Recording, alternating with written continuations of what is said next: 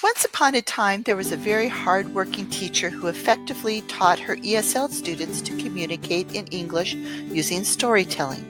Every day, the students enthusiastically learned how to tell stories, adding new vocabulary to their language, having fun with physical gestures to illustrate their storytelling.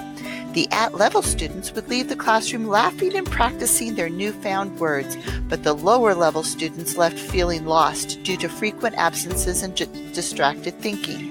The teacher always finished the day exhausted because she felt like she was the class entertainer, was bouncing around keeping the students talking and laughing, but did not have the opportunity to catch up those who were behind and confer with them about what they did not understand. So, one day she invited 4 new characters to visit her classroom. They were named Opening, Mini Lesson, Work Time, and a Brief. She gave them specific parts to play in her classroom and was careful to mention that Work Time was her most important visitor and would be awarded the most time to do his thing each day.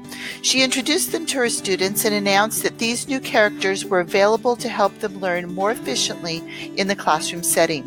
So one day, Opening spent just a couple of minutes showing the students a learning target, such as, I can select, read, and annotate a fable to build my background knowledge about how people might act in this situation, along with the day's formative assessments, asking the students what they planned to learn that day and how they expected to show their learning.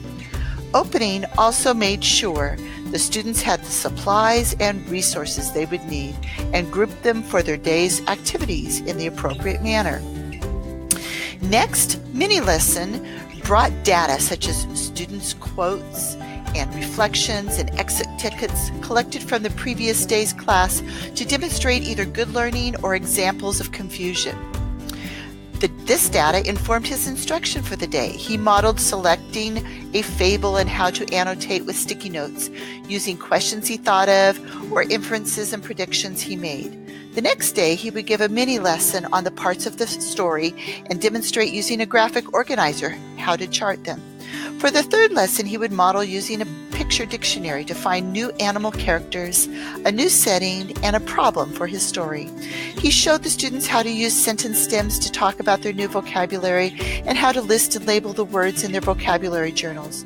For another lesson, he would demonstrate how to use the Kaizena app to send audio clips of his new story for the teacher to monitor his pronunciation progress and furnish him with feedback.